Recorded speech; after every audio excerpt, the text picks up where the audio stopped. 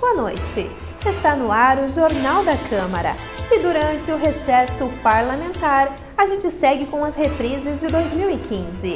Hoje vamos lembrar a luta do vereador Marcos da Silva em prol do corredor de ônibus. Porque a cidade está trancada, para falar o português correto no caso. Então, e agora com mais implantação de semáforos, cada vez está dificultando mais o nosso trânsito do Passo Fundo. Ecologistas apresentaram um diagnóstico sobre os prejuízos que a ampliação do aeroporto pode causar às nascentes dos rios. Tanto economicamente, como também na questão da agricultura, na questão da indústria, na questão do comércio e também para a utilização da população urbana que ocupa e usufrui dessa água. E ainda em 2015, a audiência pública sobre a reforma política lotou a Câmara de Vereadores. Hoje se joga uma expressiva camada da sociedade, umas contra as outras, quando na verdade a população brasileira é formada por todas as camadas sociais. Agora no canal da comunidade.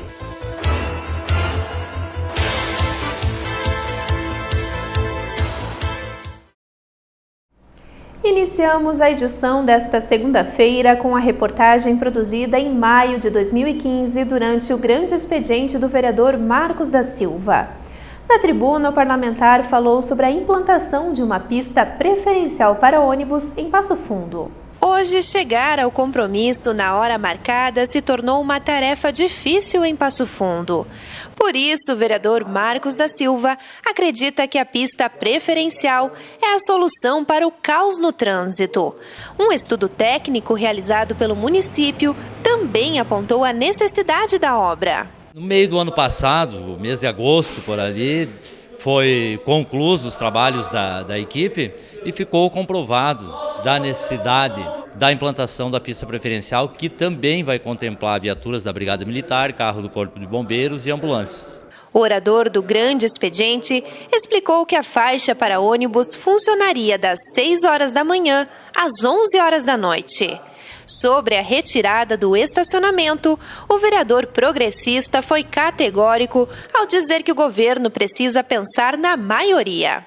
A última grande obra no perímetro urbano central foi na rua 7 de setembro, no final da década de 70, com a retirada dos trilhos. Então, eu vejo que o gestor público, o nosso prefeito municipal, Luciano Azevedo, ele se comprometeu em campanha de administrar para a maioria. Então, a pista preferencial, pesquisa séria que foi feita pela empresa encomendada e feita pela empresa Coleurb, que tem bastante interesse também na pista preferencial para o transporte coletivo, ficou bem claro que 94,8% da população quer a implantação. Então, eu vejo que o prefeito está administrando para meia dúzia de donos de comércio da Avenida Brasil e não deixando as coisas acontecerem, em vez de avançar, está retrocedendo e não está vendo a aclamação da população, que é de 94,8%.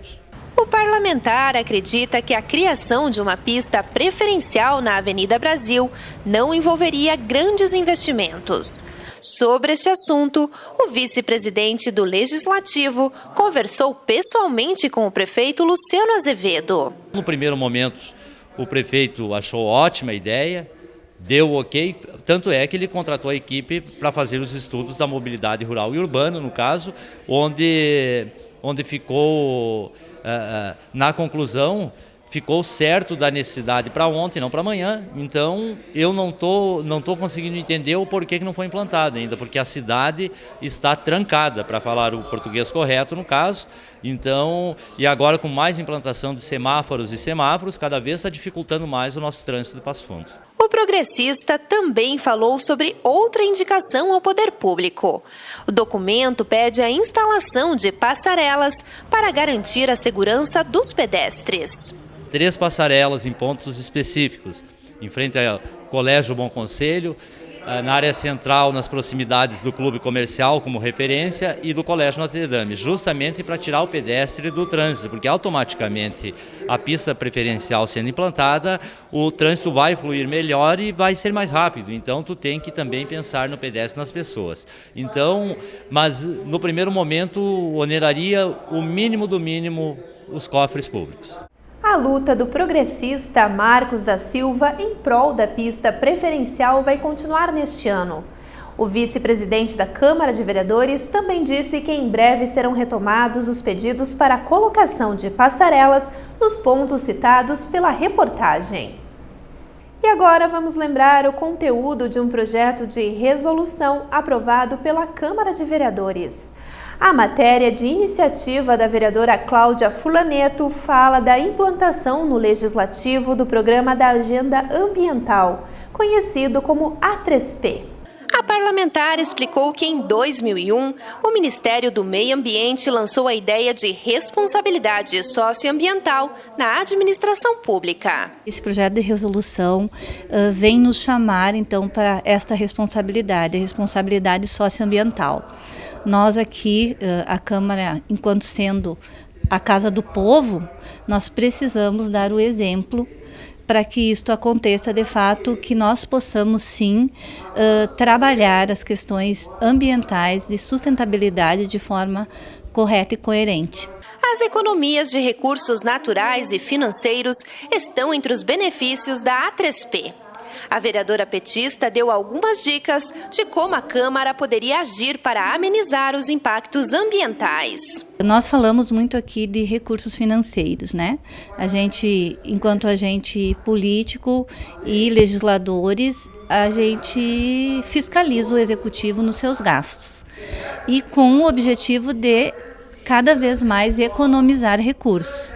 Aqui na Câmara de Vereadores não pode ser diferente, então eu posso citar uma coisa muito simples e básica, que é a economia de recurso da luz.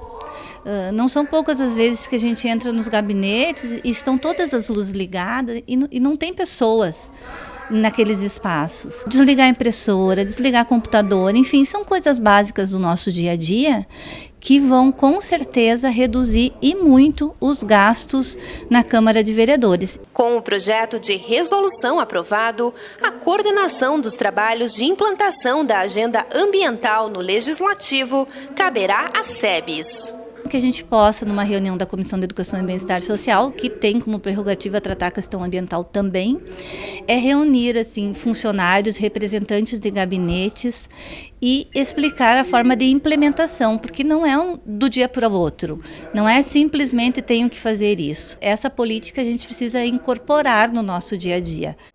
Reforçando o compromisso socioambiental do poder público, algumas medidas já foram adotadas para pôr em prática a A3P. Entre elas, a colocação de cartazes sobre o consumo responsável de energia e a adoção de canecas de alumínio para evitar o uso de copos descartáveis. E depois do intervalo, o Jornal da Câmara traz outras reportagens exibidas no mês de maio.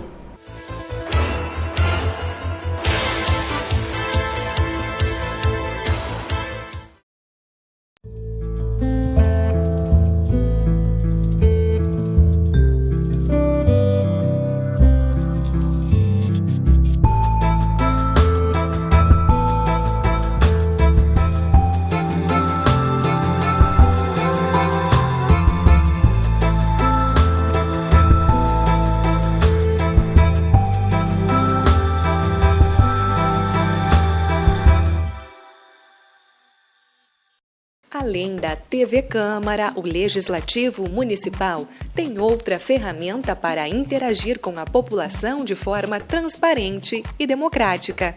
O conteúdo do site da Câmara de Vereadores é atualizado diariamente. Você encontra a agenda com todas as atividades das comissões permanentes, temporárias e frentes parlamentares, leis municipais e o portal Transparência. A página também tem espaço para a estrutura, o histórico e as publicações, como atas, contratos, licitações e concursos públicos. A TV Câmara ganhou um espaço neste site. Através deste link, você pode assistir todos os nossos telejornais, os vídeos dos grandes expedientes, das sessões plenárias, das audiências e das solenes na íntegra. Neste ícone, a partir das 3 horas da tarde, nas segundas e quartas-feiras, as sessões são transmitidas ao vivo. Acesse www.câmarapf.rs.gov.br.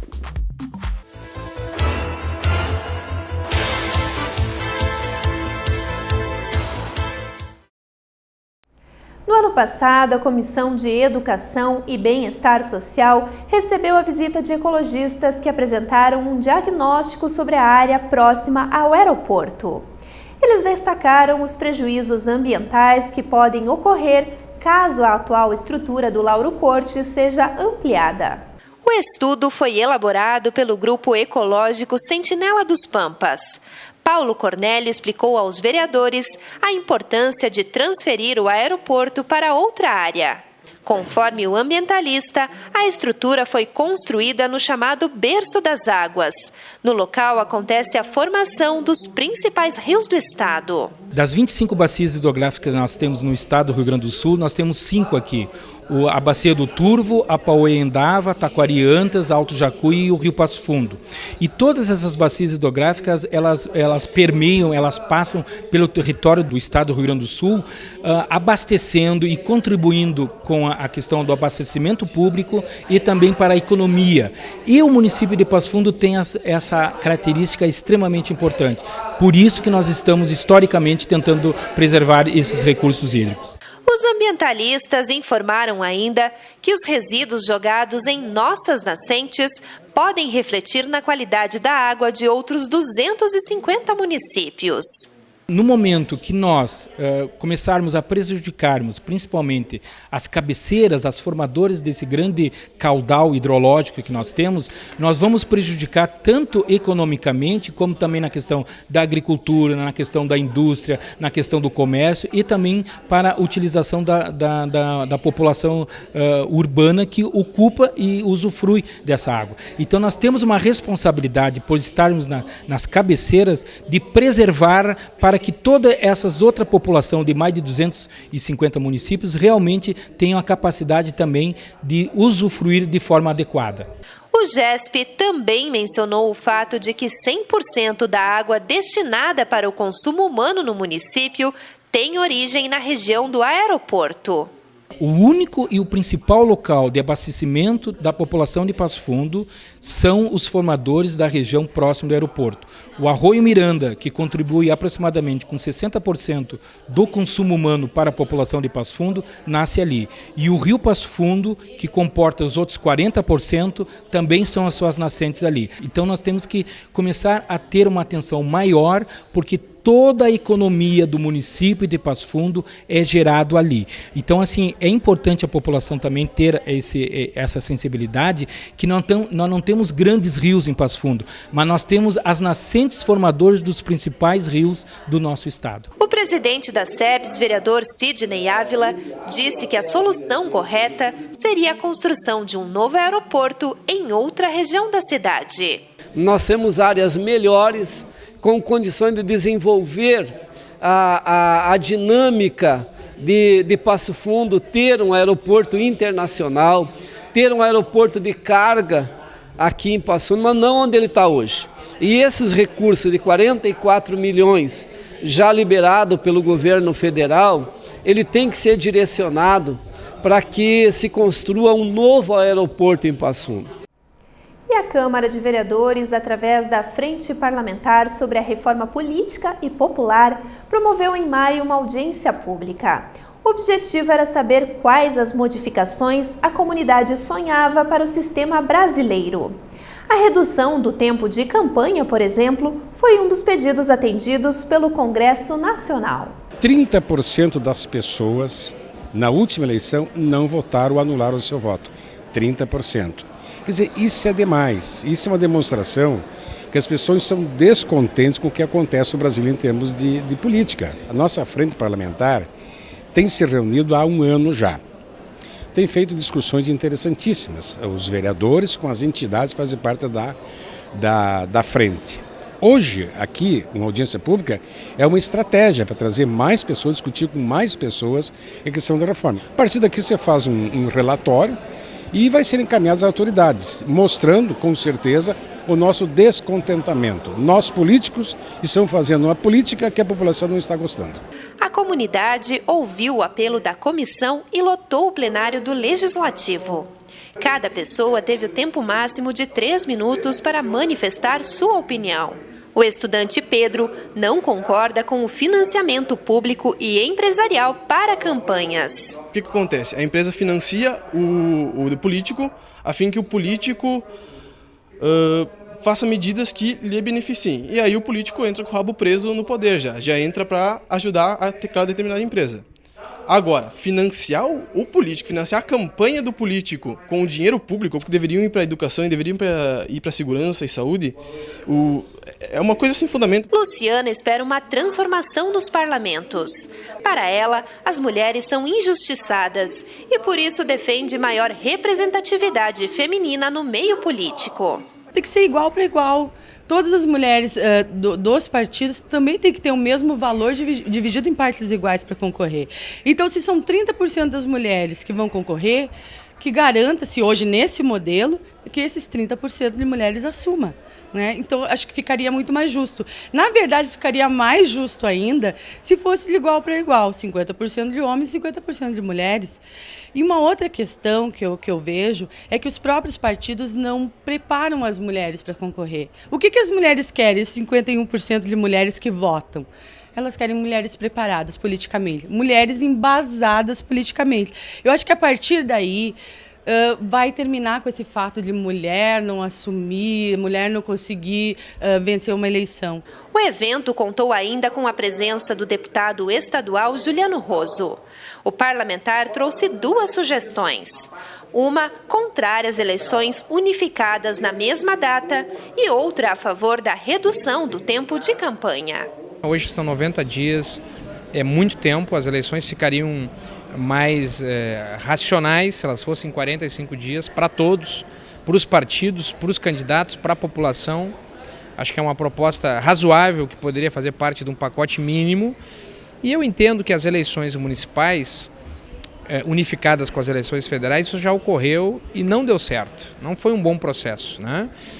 Nós devemos manter esse sistema porque na eleição municipal o cidadão debate os problemas da cidade com o prefeito e com os vereadores. E na eleição federal ele debate os problemas nacionais e estaduais com o governador e o presidente da República. Tu unificar isso numa eleição só pode não ser a melhor saída. Hermes foi um dos participantes da audiência que parabenizou a Câmara de Vereadores pela iniciativa de realizar este encontro democrático. É de suma importância que se escute o povo, que se escute a sociedade em todos os seus setores, porque a sociedade é que sente a necessidade, é a sociedade que precisa ser representada. Então nós não podemos aceitar que as coisas venham ser enfiadas a goela abaixo da população, que muitas vezes não concordamos. Uma outra coisa importante que nós precisamos repensar é o seguinte: hoje se joga uma expressiva camada da sociedade umas contra as outras, quando na verdade a população brasileira é formada por todas as camadas sociais, empresários, trabalhadores, estudantes, né? Nós não podemos menosprezar uma classe e elevar outra, nós temos que viver num país igualitário. Para isso, e por que isso está acontecendo? Porque parou-se de ouvir a população. Então, acho importante que se volte a ouvir a população e está de parabéns a comissão da Câmara de Vereadores. Esse trabalho tem que servir de exemplo para Brasília. Brasília precisa seguir o exemplo da Câmara de Vereadores de Passo Fundo. E o presidente em exercício da Câmara de Vereadores, Marcos da Silva, promulgou uma lei da mesa diretora que reforça as normas de segurança em bares, casas noturnas e shows. A nova legislação trata de questões relacionadas ao consumo, uso de comandas, alvarás e lotação dos espaços. O texto foi construído pelos parlamentares com o apoio do empresariado. E o Jornal da Câmara fica por aqui. Uma boa noite e um ótimo início de semana.